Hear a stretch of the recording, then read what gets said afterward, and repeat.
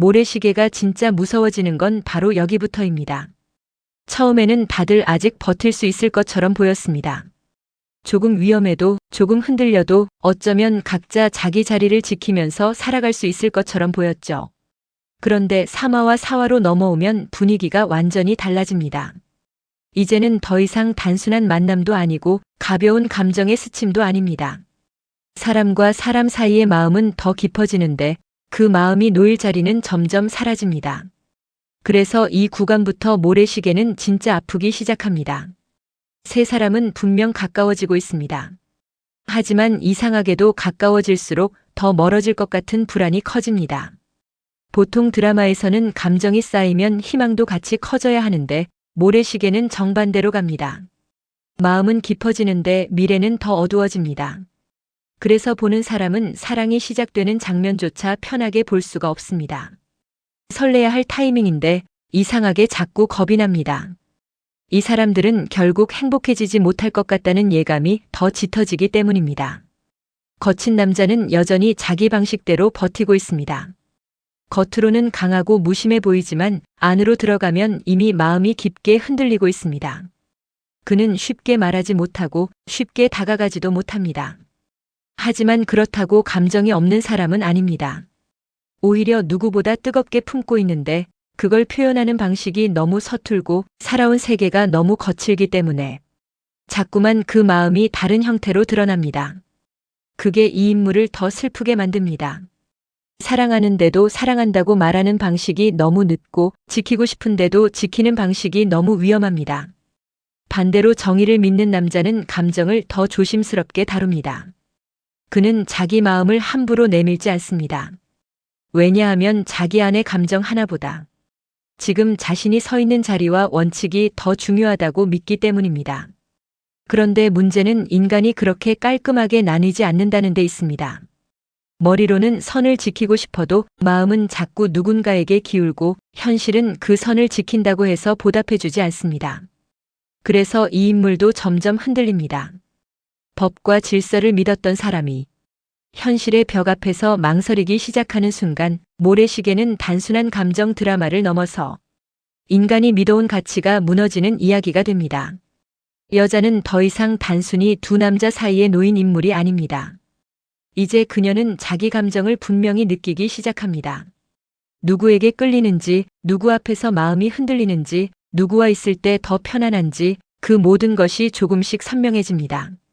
그런데 아이러니하게도 감정이 또렷해질수록 그녀의 상황은 더 답답해집니다. 마음을 알았다고 해서 자유로워지는 게 아니기 때문입니다. 오히려 이제는 무엇을 잃게 될지도 함께 보이기 시작합니다. 그래서 이 인물의 표정은 더 슬퍼집니다. 처음엔 단지 외로운 사람처럼 보였다면 이제는 자기 인생이 어디로 흘러갈지 어렴풋이 알아버린 사람처럼 보입니다. 3화와 4화의 핵심은 사건보다 감정의 깊이입니다. 큰일이 터져서가 아니라 사람들 마음이 이미 돌이킬 수 없는 방향으로 기울기 시작했기 때문에 아픈 겁니다. 이 드라마는 누가 누구를 좋아하느냐를 단순하게 보여주지 않습니다. 좋아하는데도 다가가지 못하고 지키고 싶은데도 가까이 할수록 더 위험해지고 믿고 싶은데도 현실이 자꾸 의심하게 만듭니다. 그래서 한 장면 한 장면이 느리게 지나가는데도 전혀 지루하지 않습니다. 오히려 침묵이 길수록 더 답답하고 눈빛이 오래 머물수록 더 먹먹해집니다. 이 시점부터는 세 사람이 서로를 바라보는 온도차도 더 선명해집니다. 누군가는 사랑을 감추고 누군가는 사랑을 모르려 하고 누군가는 사랑을 알아도 받아들일 수 없습니다. 그런데 시청자는 다 느낍니다. 이 감정이 그냥 지나갈 수 없는 감정이라는 걸요. 그래서 더 괴롭습니다. 말하지 않아도 알겠고 알아도 붙잡을 수 없고 붙잡으려 하면 더 큰 상처가 날 것 같으니까요. 특히 모래시계가 잘하는 건 인물이 자기 감정을 깨닫는 순간을 요란하게 다루지 않는다는 점입니다. 보통은 음악이 커지고 대사가 세게 들어가고 관계가 확 뒤집히는 장면을 만들 텐데 모래시계는 그렇게 하지 않습니다. 오히려 조용히 아주 천천히 사람 마음이 가라앉는 쪽으로 갑니다. 그래서 더 현실적이고 더 잔인합니다. 현실의 비극도 대부분 그렇게 오기 때문입니다. 갑자기 무너지는 것 같지만 사실은 오래전부터 조금씩 금이 가고 있었던 거죠. 사마와 사화는 바로 그 금이 더 선명하게 보이기 시작하는 구간입니다. 그리고 여기서 시대의 그림자가 더 무겁게 내려앉습니다. 이 드라마가 단순한 멜로가 아닌 이유는 항상 인물들 뒤에 시대가 서 있기 때문입니다. 이들의 감정은 개인적인 감정으로만 끝나지 않습니다.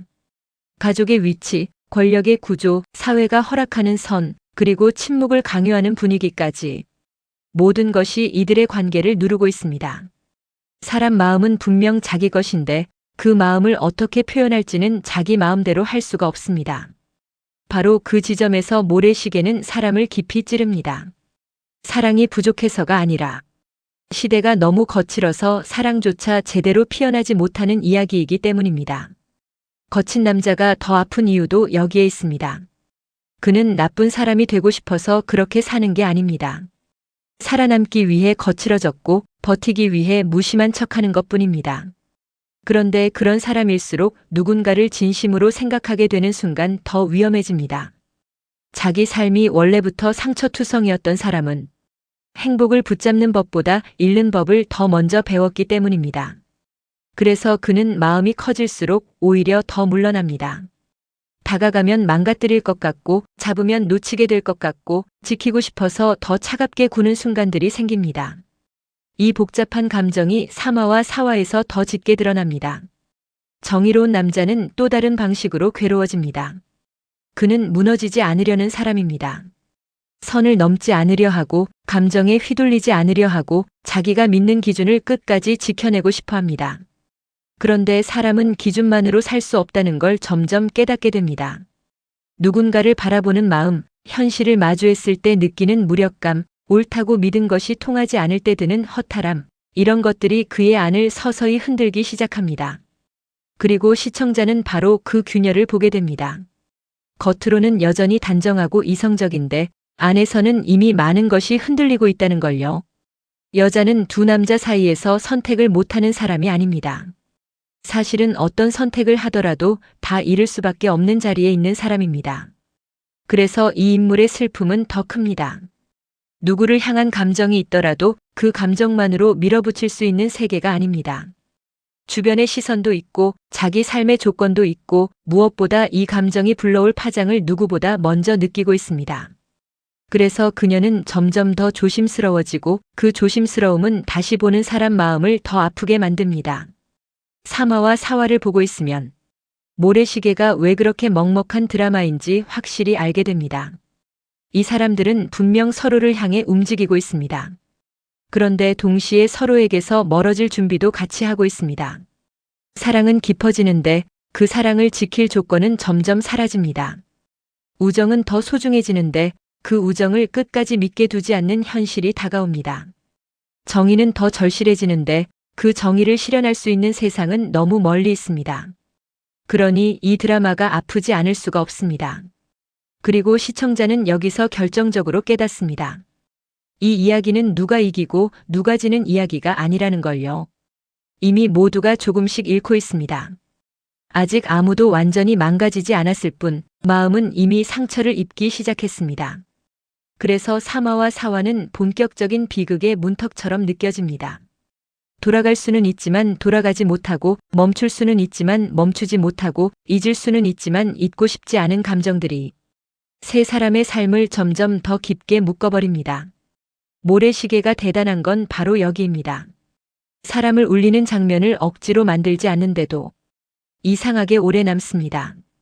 크게 소리치지 않는데도 아프고 화려하게 설명하지 않는데도 감정이 보입니다. 그건 이 드라마가 사랑을 예쁘게만 다루지 않고 사랑을 둘러싼 현실의 무게까지 함께 보여주기 때문입니다. 그래서 사마와 사화는 설레는 구간이 아니라 설레기 때문에 더 아픈 구간입니다. 결국 이 부분을 지나면서 세 사람의 관계는 더 분명해집니다. 이제는 서로가 서로에게 아무 의미 없는 사람이 아닙니다. 그런데 문제는 그 사실을 인정하는 순간부터 더 큰 비극이 시작된다는 데 있습니다. 사람이 누군가를 진심으로 마음에 두기 시작하면 세상은 갑자기 훨씬 더 위험해집니다. 잃을 것이 생기기 때문입니다. 모래시계는 바로 그 지점을 너무 잘 압니다. 그래서 감정이 깊어지는 순간을 희망이 아니라 불안으로 바꿔버립니다. 3화와 4화는 그래서 꼭 기억해야 합니다. 이때부터는 단순히 재밌는 드라마가 아니라 정말 빠져들게 되는 드라마가 됩니다. 왜냐하면 사건이 아니라 사람 마음이 무너지는 과정을 보기 시작하기 때문입니다. 그리고 그런 무너짐은 총성보다 조용하고 싸움보다 느리지만 훨씬 더 오래 남습니다. 이제 세 사람은 더는 처음의 자리로 돌아갈 수 없습니다. 마음은 이미 움직였고 시대는 여전히 잔인하고 현실은 누구 하나 편하게 놔주지 않습니다. 그래서 다음 이야기부터는 이 감정들이 더 큰 상처로 번지고 우정과 사랑 그리고 각자가 믿고 있던 것들이 더 직접적으로 시험대에 오르게 됩니다. 지금까지는 아프기 시작한 단계였다면 이제부터는 정말로 무너지는 단계로 들어갑니다. 모래시계가 왜 전설이 되었는지, 왜 많은 사람들이 시간이 지나도 이 드라마를 잊지 못하는지 바로 그 진짜 이유가 다음 이야기에서 더 선명하게 드러나기 시작합니다.